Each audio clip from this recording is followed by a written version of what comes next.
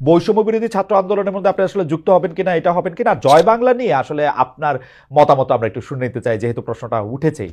আপনি একটু বলবেন যে হাইকোর্ট বলেছে যে এটার না, আমি আমি আসলে কোনো দলে যাওয়ার কথা কল্পনাও করছি না, এটা আমার হুম, কোনো চিন্তার মধ্যেও নাই।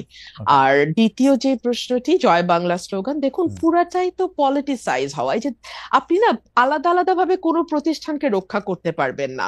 আপনি যখন সকল কিছুকে একত্র করবেন একটি বিশেষ লক্ষ্যে, তখন আপনি পিসমিল বেসিস, আচ্ছা জুডিশিয়ারিটা ঠিক রাখি, কিংবা আচ্ছা থাক আমি প্রশাসনটাকে ঠিক রাখি, ইট ইজ ইম্পসিবল খালেদ ভাই। হুম, সেই কারণে যেটা হয়েছে, জুডিশিয়ারি প্রতিটি নিয়োগ, প্রতিটি পদোন্নতি, হুম, অ্যাপেলেট ডিভিশনে যাওয়া, অ্যাপেলেট ডিভিশন থেকে কে চিফ জাস্টিস হবেন সেটা নির্ণয় করা, হুম, এই সকল কিছুই আসলে রাজনৈতিক সিদ্ধান্তে হয়েছে। এবং আপনি চিন্তা করে দেখেন, এই যে আবারও সেই ইতিহাস টানতে হয়, স্বাধীনতার 54 বছর খালেদ হুম, ভাই, হ্যাঁ, হুম, হুম, হুম, আমাদের কিন্তু আকাশের যত তারা আইনের তত ধারা, তাই না? হুম, হুম, হুম, অথচ একটা বিচারক নিয়োগ আইন আমরা কেউ করলাম না। হুম, হুম, কেন করলাম না?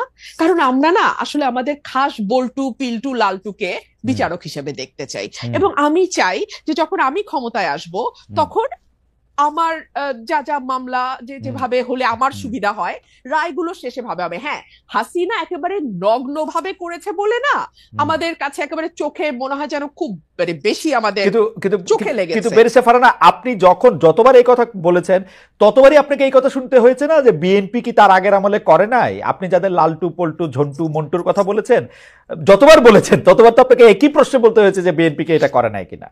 নিশ্চয়ই শুনতে হয়েছে, এবং সে হ্যাঁ, কারণে কিন্তু আমি এই পরের লাইনটা যুক্ত করলাম, জি, যে হাসিনা যত নগ্ন ভাবে করেছে, কারণ সে হুম, সময় পেয়েছে বেশি, হুম, হুম, তাকে ক্ষমতায় থাকতে হয়েছে ভোট ছাড়া, হুম, তাকে, তার কাছে পাওয়ার হারানো মানে জীবন হারানোর মতো। হুম, সুতরাং তার কাছে যেটা, মানে তাকে যেভাবে সকল কিছু ভীষণভাবে ব্যবহার করতে হয়েছে, অন্য গভর্নমেন্টকে ততটা সুযোগও তারা পায় নাই, হুম, এবং ততটা তাদের ব্যবহারও করতে হয় না। সেই হুম, জায়গাটাতেই কিছুটা ডিফারেন্স আছে, মাত্রাগত পার্থক্য, let's put it in this way, মাত্রাগত পার্থক্য, হ্যাঁ। ওকে, সে কারণে আমরা দেখছি যে আহ, বাংলাদেশে জাতীয় স্লোগান কি হবে হুম, এটাও হাইকোর্ট নির্ধারণ করে। হুম, একটা পলিটিক্যাল কোয়েশ্চেন, বাংলাদেশের নির্বাচন হুম, কিভাবে হবে, for hmm, God sake, it's a political question Khaled হুম, ভাই, তাই হুম, না? মানে রাইট, আপনি যেই দলই করেন, যেই মতই হুম, করেন, কিংবা আপনি যাই হন না কেন, আপনি যদি সুস্থ মানুষ হন, আপনি যা বুঝবেন হুম, যে এটা পলিটিক্যাল কোয়েশ্চেন। কিন্তু এইটাও আমরা না হুম, হাইকোর্ট বা হুম, অ্যাপেলেট ডিভিশন থেকে এটা করায় নিব। হুম, আবার ধরেন আমাদের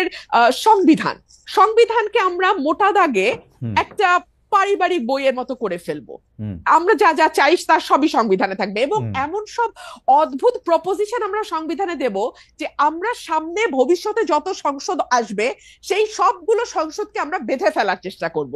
মানে তারা কি কি আইন করতে পারবে, কি কি পারবে না, সংবিধানের কোন কোন অংশ তারা 2/3 কেন 3/4 মেজরিটি দিয়েও চেঞ্জ করতে পারবে না, এরকম অংশ আমরা সংবিধানে বলে আবার সেটা লিখে দেবো, যেটা অপরিবর্তনীয়, হুম, which itself is unconstitutional, okay, which itself is unconstitutional.